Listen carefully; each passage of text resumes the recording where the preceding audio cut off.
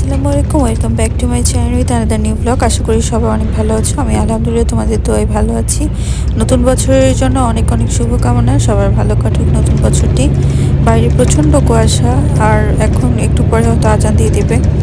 তো আজকে বৃহস্পতিবার, আজকে বৃহস্পতিবার থেকে তোমাদের সাথে ব্লগটি শেয়ার করছি। তো আমি বাসে যাচ্ছিলাম ট্রেনিং শেষ করে।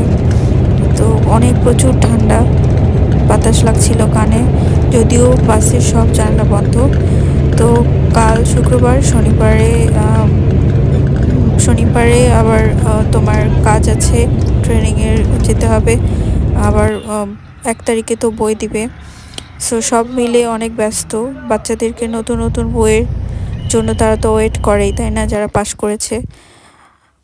আমিও আসলে অনেক ওয়েট করতাম ছোটবেলায়, নতুন বই পেলে নতুন বইয়ের প্রথম 2টা পাতা পড়তাম, বাংলা গল্প পড়তাম। নতুন বইয়ের গন্ধ আসলে অনেক ভালো লাগে, তাই না? তো আমি বাসায় এসে যে উপভোগ করছি খাবার। টাকি মাছটা একটু রসুন বেশি করে পেঁয়াজ দিয়ে ভেজে, তার সাথে বাদাম ভর্তা ছিল আগের দিনের, ওইটা দিয়ে খাচ্ছি বাসায় এসে। এটা সন্ধেবেলা আমার আসলে লাঞ্চ, কিছু করার নেই। অফিস থেকে, ট্রেনিং থেকে, সব থেকে আসতে লেট হয়ে গেছে, এই জন্য। যারা আমার ব্লগ এখনো সাবস্ক্রাইব করনি কিন্তু দেখো, শুক্রবারে অবশ্যই বাজার থেকে কি কি এনেছে এক ঝলক তোমাদেরকে দেখিয়ে দিই। এই যে এই মাছটা দেখছো, এটা হচ্ছে সামুদ্রিক চিতল মাছ। সবসময় এই মাছটা আসলে পাওয়া যায় না, মাঝে মাঝে পাওয়া যায়, তাও আবার উত্তরবঙ্গে পাওয়াটা আসলেই খুবই রেয়ার। আর এটা পরিষ্কার করাও কঠিন, অনেকে হয়তো অনেক কাটা দেখে ভয় পেতে পারো। আর এটা দিয়ে শুধু ভেতরের যে মাছের অংশটা দিয়ে তোমরা চিতল মাছের মুইঠা রান্না করতে পারো। তবে যেটা সামুদ্রিক চিতল, এটা দিয়ে তোমরা ভেজে ভুনা করেও খেতে পারো, অনেক মজা এবং শরীরের জন্য অনেক ভালো, কারণ ওমেগা 3 থাকে। তার সাথে সার্ডিন কিংবা বাংলাদেশে যেটা বলে সুরমা ইলিশ, এটা।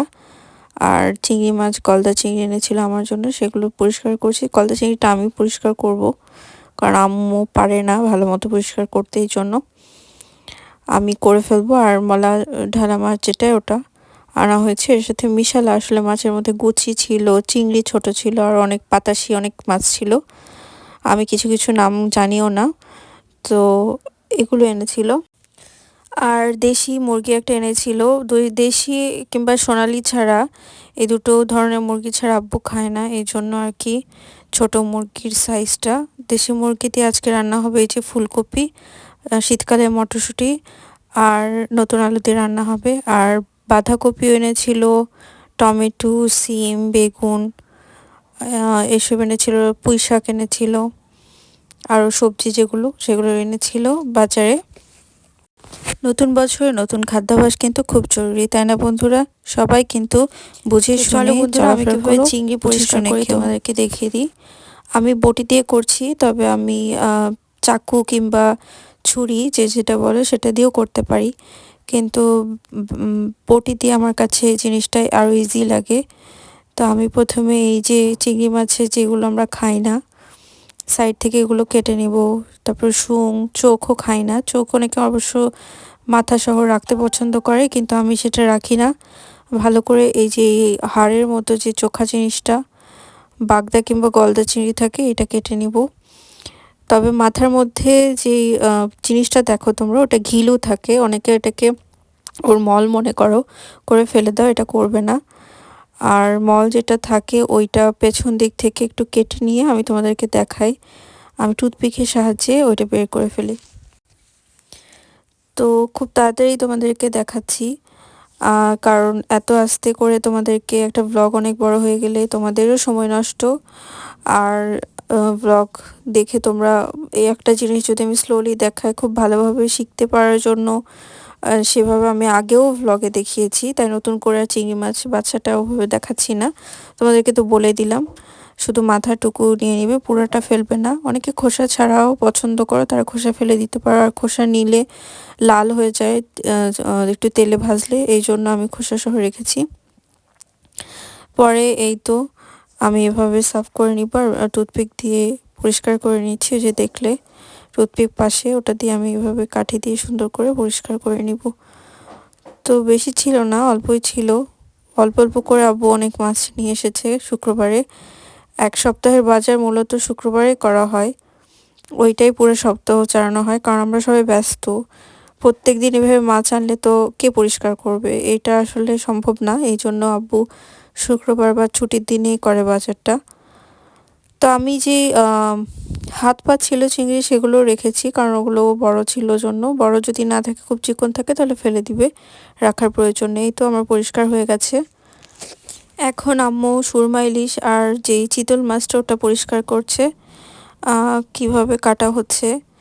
তো আম্মু কাটছিল, খুব একটা প্রপারলি লাগেনি দেখে ভালো করে হেল্প করলাম কাটতে। ছোট ছোট যে চিতল মাছের আঁশগুলো সেগুলো পরিষ্কার করে নিব, তারপরে বটির সাহায্যে এভাবে পিস পিস করে নিব ভালো করে। পরে আম্মুই আমাকে করে দিল, কারণ আমার একটু ফোন এসেছিল, কাজ ছিল। তারপর আমি টুকটাক হেল্প করছিলাম পরে এসে। এগুলো পরিষ্কার করে ফ্রিজে রাখা হয়েছে। আজকে রান্না হয়েছে মুরগিটা শুধু, তো যেটা বললাম, নতুন আলু, মটরশুঁটি আর ফুলকপি দিয়ে পাতলা ঝোল, তার সাথে একটু পোলাও করেছিল আম্মু। সে পোলাও, বেগুন ভাজা করেছিল আর সালাদ, এগুলো দিয়ে আজকে লাঞ্চ ছিল আমাদের। আর যেগুলো মাছ আমরা পরিষ্কার করলাম ওগুলো পুরো সপ্তাহ চালাবো। এভাবে আসলে আমাদের ছোটখাটো সংসার তোমাদের সাথে শেয়ার করি। যারা আমার নতুন ব্লগ দেখছো, ভালো লাগলে অবশ্যই লাইক, কমেন্ট, শেয়ার, সাবস্ক্রাইব করতে ভুলো না। আর ভিডিও নিয়মিত পেতে পাশে বেল আইকনে চাপ দিও। আর যাদের ব্লগ ভালো যদি না লাগে, কোনো কিছু যদি আমার ঠিক করার থাকে, কিংবা পরামর্শ দিও কি ধরনের ব্লগ তোমরা আরও দেখতে চাও, আমি সেরকম দেওয়ার চেষ্টা করব। তো আমি তো বাড়ি ছোট, তাই এখনো ছোটই মনে করে, যেন দেখো না বলতে লেগ পিস দিয়েছে। এখনো বাবা মারা মনে করে যে লেগ পিসই অনেক মানে ভালো একটা জিনিস। এই প্রথা বলবো না, এটা একটা কি বলবো, এটা একটা নিয়মের মধ্যে দাঁড়িয়েছে, তারা এটাই মনে করে। যাই হোক, আজকে লাঞ্চটা তোমাদেরকে দেখালাম। পরের দিন আমি অফিসে যাওয়ার সময় একটা সুন্দর প্রকৃতি তোমাদের সাথে শেয়ার করছি।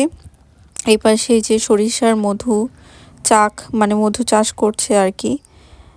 এগুলো মধুর যে বক্সের মধ্যে মৌমাছি মধু সংরক্ষণ করে মধু চাষিরা। আজকে আমার স্কুলে বই বিতরণী ছিল, তো ওইখানে যাওয়ার পথে আর এত সুন্দর একটা পরিবেশ। আর আজকে 3 দিন পর রোদ উঠেছে, তো অনেক হ্যাপি। স্যারদের সাথে গল্পও করছিলাম। তো আমার স্কুলের বাইরে এরকম এত সুন্দর একটা বিলের এখানে অনেক ফাঁকা জায়গা, যেগুলো পানি শুকিয়ে গেছে, ওই জায়গায় চাষিরা দেখো কত সরিষা ফুল লাগিয়েছে, সেগুলোর মিষ্টি গন্ধ। আর সেখানে মৌমাছিদের খেলা করছে ফুলে, এত সুন্দর মোমো একটা গন্ধ। এটা আসলে বলে বোঝানোর মতো না, তোমাদের সাথে এক টুকরো শেয়ার করলাম। তো এইভাবে আমার দিন কাটছে, ব্যস্ততার দিন। আমি স্কুল থেকে আবার ট্রেনিংয়ে যাব। তো সবাই আমার জন্য দোয়া করো, যেন এভাবেই জীবনে কিছু সময় পার করতে পারি। আরও কোথাও হয়তো জীবন পরিবর্তন হতে পারে, আমি এখানে থাকতেও পারি, আজ নাও থাকতে পারি, এটাই। আর চাকরির সূত্রে যেহেতু এই গ্রামের পরিবেশে থাকা, তো এই জন্য আসলে তোমাদের সাথে এত সুন্দর সুন্দর মুহূর্তগুলো শেয়ার করতে পারি। এত হলুদ সুন্দর সরিষা ক্ষেত তোমাদের সাথে শেয়ার করতে পারি। আমি জানি যারা প্রবাসী তারা এই জিনিসগুলো অনেক বেশি এনজয় করো, অনেক বেশি ভালো লাগে তোমাদের দেখতে। আর দেশেও যারা শহরে থাকো, তারা আমার মতোই তো দেখতে পাও না। গ্রামে না আসলে আসলে সব সুন্দর দৃশ্য, প্রাকৃতিক দৃশ্য তোমরা উপভোগ করতে পারবে না। তো আজকে এই পর্যন্তই। সবাই ভালো থেকো, সুস্থ থেকো, আল্লাহ হাফেজ। আর অবশ্যই আমার ব্লগের সাথে থেকো আরও সুন্দর সুন্দর প্রাকৃতিক দৃশ্য দেখার জন্য। বাই।